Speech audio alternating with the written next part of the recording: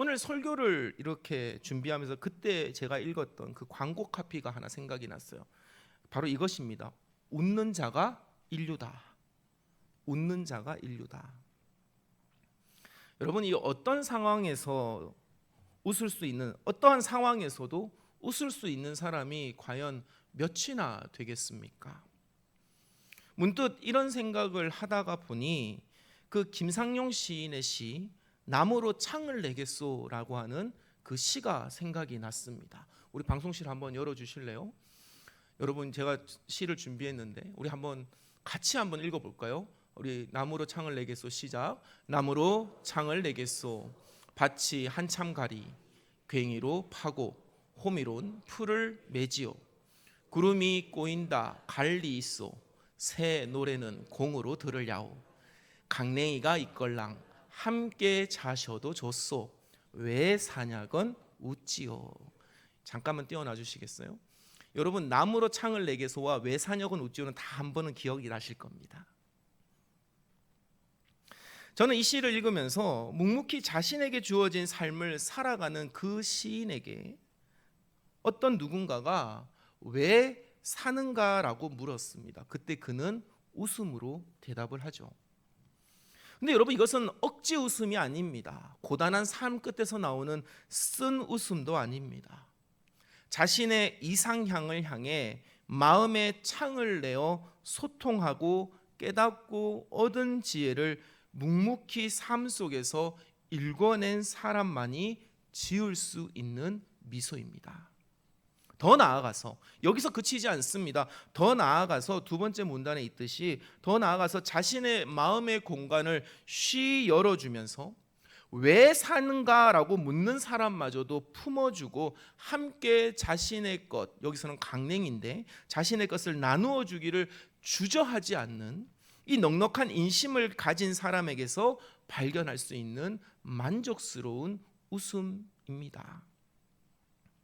사랑하는 우리 대화교회 교회 여러분, 저와 여러분이 이와 같은 웃음 지을 수 있는 사람들이 되기를 주의 이름으로 간절히 축원합니다. 이와 같은 웃음을 짓기 위해서 시인이 가장 먼저 한 것이 무엇입니까? 그것은 바로 나무로 창을 낸 것입니다. 여러분, 나무로 창을 내었다. 이거는요, 그냥 창문을 만들었다가 아니죠. 방향을 정한 것입니다. 가야 할 길을 알고 깨달아 그곳으로 길을 내어 가는 사람, 그 걸음은 복됩니다. 비록 그 과정은 험난하고 지난하고 고통스럽지만, 여러분, 건물에 창문 내는 거야 뭐 그렇게 어렵지 않겠지만 마음의 창문을 낸다는 것은 참으로 험난하고 지난하고 고통스럽지만 그럼에도 그렇게 했기 때문에 그의 인생은 웃을 수 있는 복된 인생이 된 것이에요. 교회력을 따라 여러분, 우리는 지금 주연절 제 6번째 주일을 지내고 있는데 저는 설교를 교회력을 따라 준비합니다. 오늘 설교 본문은 제가 신약의 본문을 가지고 왔지만 우리가 교회력에 따라 함께 읽어야 할 이 응송 시편 1편은요 오늘 우리에게 이렇게 말하고 있습니다. 방송실 열어주시겠어요? 우리 한번 1절, 2절, 6절 한번 같이 읽어볼까요? 시작. 복 있는 사람은 악인들의 꾀를 따르지 아니하며 죄인들의 길에 서지 아니하며 오만한 자들의 자리에 앉지 아니하고 오직 여호와의 율법을 즐거워하여 그의 율법을 주야로 묵상하는도다. 무릇 의인들의 길은 여호와께서 인정하시나 악인들의 길은 망하리로다. 아멘. 말씀 잠깐만 띄워놔 주세요. 여러분, 우리의 마음의 창은 어디로 향해 있습니까? 우리의 영혼은 누구와 소통하고 있냐라는 것입니다. 우리의 삶의 길은 어디로 나 있습니까? 우리 주 여호와 하나님을 향해 우리의 마음의 문을 열어두고 그분의 말씀이 우리 안에 들어오고 우리의 소리가 그분에게로 나아가는 복된 인생이 되기를 우리 주 예수 그리스도의 이름으로 간절히 축원합니다. 그때 우리의 삶에 진실한 열매를 맺습니다. 넉넉히 나누어 줄고도 남을 만큼, 아니 남지 않더라도 기꺼이 넉넉히 내 것을 내어줄 수 있는 그 충만한 삶의 결실이 우리 가운데 이루어지는 것입니다. 여러분, 그때 웃을 수 있는 자가 인류라는 것이죠.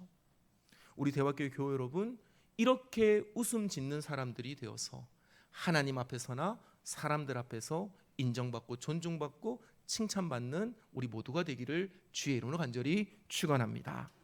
여러분, 웃는 자가 복된 것이 아니라 복이 있고 복을 알기 때문에 우리는 웃을 수 있는 것이에요. 오늘 예수님은 우리에게 이 사실을 말씀해 주고 계십니다. 여러분, 오늘 본문 17절에서부터 19절의 말씀을 다시 한번 읽어 봅시다. 누가복음 6장 17절에서부터 19절까지의 말씀입니다. 우리 함께 읽겠습니다. 시작. 예수께서 그들과 함께 내려오사 평지에 서시니 그 제자의 많은 무리와 예수의 말씀도 듣고 병 고침을 받으려고 유대 사방과 예루살렘과 두로와 시돈의 해안으로부터 온 많은 백성도 있더라. 더러운 귀신에게 고난 받는 자들도 고침을 받은지라. 온 무리가 예수를 만지려고 힘쓰니 이는 능력이 예수께로부터 나와서 모든 사람을 낫게 함이러라. 아멘. 여러분, 이 본문의 저자인 누가는요, 오늘 읽은 17절에서부터 19절을 쓰면서 의도적으로 숨막히는 상황을 연출하고 있습니다. 여러분, 오늘 이 누가복음 이 6장 17절에서부터 19절을 읽을 때 여러분의 마음속에 어떤 한 상상이 떠올라야 됩니다. 상상할 수 있도록 제가 말씀을 드려볼게요. 예수님이 중심에 계시고 그 주변을 에워싸고 있는 무리들이 있습니다. 가장 예수님 가까이를 에워싸고 있는 사람들은 누구냐면 방금 산에서 사도로 부름받은 12명의 제자와 그리고 나머지 제자들의 무리입니다. 그 밖에 또 다른 사람들이 둘러싸고 있는데 그 밖에는 병 고침을 받으려는 사람, 더러운 귀신에 들린 사람, 막막한 삶의 문제의 해결을 위해서 예수님의 한 말씀을 들으려는 자들이 그 예수님을 둘러싸고 있고 제자들을 둘러싸고 있고 그저 둘러싸고 있는 것이 아니라 그들은 점점 예수님께 가까이 가려고 밀치고 또 밀치고 압박하고 있는 것입니다. 여러분, 이런 숨막히는 상황 속에 그 한가운데 예수님이 계십니다. 그리고 비로소 예수님은 20절에서 우리에게 이렇게 그 상황 속에서 이렇게 말씀을 시작하십니다. 제가 한번 읽어볼게요. 예수께서 눈을 들어 제자들을 보시고 이르시되, 여기까지만요. 여러분, 지금 예수님을 에워싸고 있는 12사도와 제자의 무리들과 그리고 그들을 에워싸고 있는 더 많은 무리들이 있음을 다시 한번 기억하시기를 바랍니다. 숨이 탁탁 막히는 상황 속에서 예수님은 무리들이 아니라 제자들에게 말씀하기 시작하십니다. 왜 예수님은 제자들에게 말씀하시기 시작했을까요? 예수님은 제자들을 말씀의 창구로 사용하고 계시는 것입니다. 예수님의 말씀은 사도들을 통해서 또 제자들의 무리를 통해서 그 주변을 에워싸고 있는 사람들에게 전파되는 것이죠. 여러분, 이것이 가능하려면 먼저 예수님의 말씀이 담겨져야 될 곳은 어디입니까? 바로 사도들과 제자들의 마음이 예수님의 말씀으로 뚫려야만 합니다. 돌파되어야만 합니다. 여러분, 우리는 제자입니까? 저와 여러분은 제자입니까? 아니면은 그저 복을 바라며 예수님 주변을 에워싸고 있는 무리입니까? 간절히 바라기는 우리 대화교회 교우 여러분, 저와 여러분은 제자가 되어야만 합니다. 주님의 말씀이 우리의 마음을 관통해야만 합니다. 주님의 말씀이 우리 안에 파고들 때 생겨나는 고민과 고통과 아픔을 받아들이고 그리고 그것을 극복해야만 합니다. 말씀을 통해서 딱딱하게 굳어진 우리의 생각과 고집을요 깨트려야만 합니다. 그래야만 우리의 마음에 숨구멍이 열리는 것이에요. 우리의 마음에 창이 생기는 것입니다. 숨막히는 상황 속에서도 숨구멍이 있는 사람은 하나님의 말씀으로 호흡하면서 세상 속에서 매몰되지 않는 것입니다. 더 나아가 우리는요, 주님의 말씀을 전하는 소통 창구로서 한때 우리처럼 세상 속에 갇혀 지내며 살 길을 찾지 못한 채 보둥거리고 있는 그 영혼을 살릴 수가 있는 것이에요. 다시 한번 여러분들에게 간절한 마음으로 권면하고 선포합니다. 저와 여러분은 무리들이 아니라 제자들이 되기를 주의 이름으로 간절히 축원합니다. 제자들은 어떤 사람이라고요? 하나님의 말씀이 그 마음에 관통된 사람들입니다. 하나님의 말씀이 그 마음에 관통되어 여러분, 우리는 세상 속에 매몰되지 않고 우리는 하나님의 호흡으로 숨 쉴 수 있는 사람입니다. 그렇기 때문에 오늘 20절에서부터 23절에 이르기까지 예수님이 선포하시는 그 복의 말씀을 있는 그대로 받아들이는 자들이 되시기를 주의 이름으로 간절히 축원합니다. 여러분, 20절에서부터 23절 말씀 좀 길지만 다시 한번 우리 읽어보겠습니다. 시작. 예수께서 눈을 들어 제자들을 보시고 이르시되 너희 가난한 자는 복이 있나니 하나님의 나라가 너희 것이며 지금 줄인 자는 복이 있나니 너희가 배부름을 얻을 것이며 지금 우는 자는 복이 있나니 너희가 웃을 것이며 인자로 말미암아 사람들이 너희를 미워하며 멀리하고 욕하고 너희 이름을 악하다 하여 버릴 때에는 너희에게 복이 있도다. 그날에 기뻐하고 뛰놀라 하늘에서 너희 상이 큼이라. 그들의 조상들이 선지자들에게 이와 같이 하였느니라. 아멘. 여러분, 이 말씀은요, 사실은 잘못 번역되었습니다. 우리나라 말로 바뀌면서 여러분, 이 말씀이 조금 잘못 기록되어져 있어요. 헬라어 원문에 가장 가까이 번역을 하면 이렇게 얘기할 수 있습니다. 복이 있다, 가난한 자가. 복이 있다, 줄인 자가. 복이 있다, 우는 자가. 복이 있다, 나로 인해 미움받고 배척받고 욕을 먹고 모함을 당하는 자가. 무슨 차이일 것 같아요? 이미 복이 주어졌다라는 것입니다. 복이 앞에 있는 거예요. 뒤에 있는 게 아니라, 조건이 아닙니다. 가난하기 때문에 네가 복이 있다가 아닙니다. 복이 이미 가난한 사람에게 임했다라는 것이에요.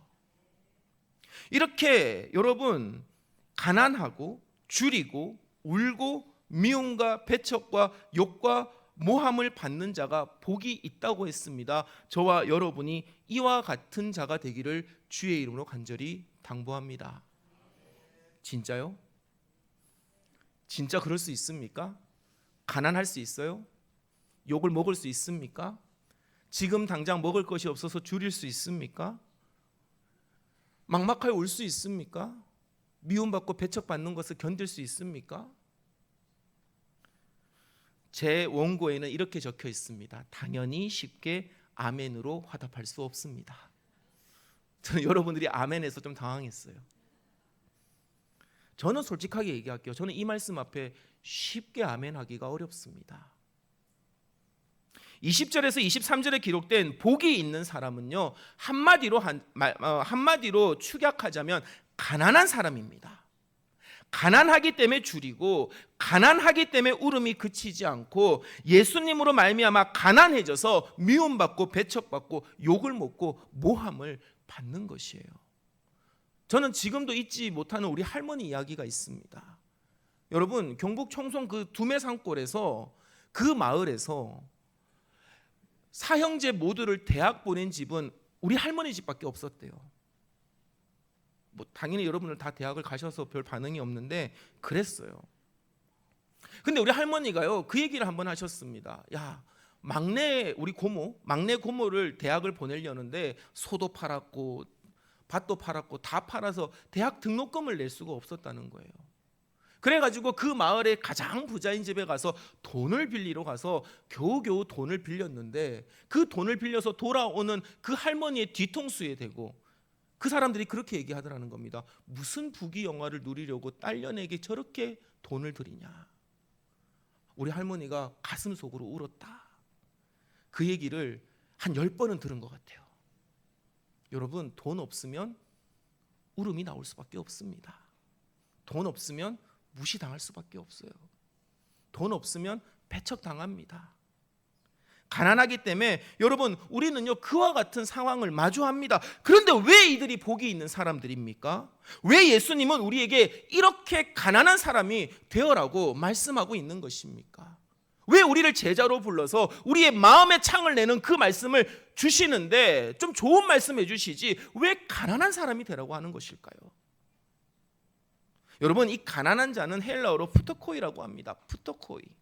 여러분, 그냥 가난한 것이 아닙니다. 오늘 헬라어 푸토코이는요, 먹고 마시고 입고 살아가는 그 모든 것이 누군가의 도움 없이는 하루도 버티고 살 수 없고 한 끼도 연명할 수 없는 절대 빈곤의 상태를 의미하고 있습니다. 세상 사람들은 복되다고 하지 않습니다. 도리어 저주받은 인생이라고 평가하죠. 그러나 하나님은 무엇이라고 얘기합니까? 이미 복이 주어졌다라고 말씀하고 계십니다. 왜 그렇습니까? 이들이 의지할 분은 하나님 한 분밖에 없기 때문입니다. 절박하고 간절한 그들의 마음은요, 저절로 하나님 앞에 겸손할 수밖에 없는 것이에요. 제가 목회해 보니 그렇더라고요. 여러분처럼 저렇게 다 착한 교인들만 있는 게 아닙니다. 제가 목회를 해보니까요, 세상 콧대 높은 사람들 많아요. 교만한 사람들 많습니다. 고개가 뻣뻣해서 고개 숙일 줄 모르는 사람들이 수두룩 빽빽합니다. 저 나름 크다는 교회들 다녀봤거든요. 저 나름 조금 학식 높다는 사람들이 다니는 교회 다녀봤거든요. 그런 사람들요 수두룩합니다. 그런데 여러분, 그 사람들이 겸손해질 때가 있어요. 언제일까요? 죽을 병 걸렸을 때. 이게 웃을 일인가요? 죽을 병 걸렸을 때 그들은 겸손해집니다. 사랑하는 우리 대화교회 교회 여러분, 가난한 자가 복이 있습니다. 아니, 복이 있습니다. 가난한 자가. 왜 그렇습니까? 그들은 하나님만 의지할 수밖에 없기 때문에 그렇습니다. 그래서 하나님의 말씀과 뜻에 순종하고 하나님은 기꺼이 그들을 위해서 사랑과 은혜를 이미 베풀어 주신 것입니다. 이러한 삶이야말로 진정한 복입니다. 잘 들으십시오. 하나님 한 분만으로 웃음 지을 수 있는 삶보다 더 복된 삶은 없습니다. 사랑하는 대화교회 교회 여러분, 가진 것이 없기에 모든 것을 가질 수 있는 복된 자가 되기를 주의 이름으로 간절히 축원합니다. 우리 안에 비어 있기에 채워주시는 하나님의 복을 경험하시기를 주의 이름으로 간절히 축원합니다. 예수님은 보통 사람들이 생각하는 그 복의 개념을 뒤집어서 우리에게 말씀하고 계십니다. 역설하고 계시는 것이죠. 이제껏 우리가 흔하게 생각했던 복은 사실 복이 아니라 무엇이라고 말씀하고 계십니까? 화라고 말씀하고 계십니다. 여러분, 24절에서부터 26절의 말씀을 한번 마저 읽어볼까요? 시작. 그러나 화 있을진저 너희 부요한 자여, 너희는 너희의 위로를 이미 받았도다. 화 있을진저 너희 지금 배부른 자여, 너희는 줄이리로다. 화 있을진저 너희 지금 웃는 자여, 너희가 애통하며 울리로다. 모든 사람이 너희를 칭찬하면 화가 있도다. 그들의 조상들이 거짓 선지자들에게 이와 같이 하였느니라. 아멘. 여러분, 이 24절에서 26절의 말씀은요, 헬라어 원문 그대로 잘 번역되어져 있습니다. 다시 한번 말씀드릴 수 있어요. 화가 있을 것입니다. 지금 부요한 사람들은. 화가 있을 것입니다. 지금 배부른 사람들은. 화가 있을 것입니다. 지금 웃는 사람들은. 화가 있을 것입니다. 지금 칭찬받는 사람들은. 여러분, 근데 이 말씀이 저는요, 은혜로 다가옵니다. 왜 그러냐면 20절에서부터 23절은 복이 있다, 이미 복이 주어졌다라고 말하고 있지만, 여러분, 화는 아직 있습니까? 없습니까? 있을 거다라는 거는 있을 수 있다라는 거잖아요. 그렇죠?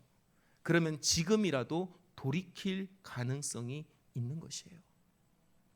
여러분, 왜 이들에게 화가 임합니까? 하나님의 은혜와 복을 기다리지 않고 지금의 부요함을 누렸기 때문에 그렇습니다. 그들에게는 지금이 중요합니다. 그들에게는 지금 자신들이 가진 것이 중요합니다. 부요함으로 인해 지금 배부르고 지금 웃으며 즐거운 삶을 살고 있는 사람들은 그렇지 못한 사람들을 배려하고 존중하고 생각할 겨를이 없습니다. 왜? 지금 즐겨야만 하니까요. 여러분, 부잣집의 문은요 두껍고요 벽은 높습니다. 서울에 가면 평창동이라는 곳이 있습니다. 가보셨어요?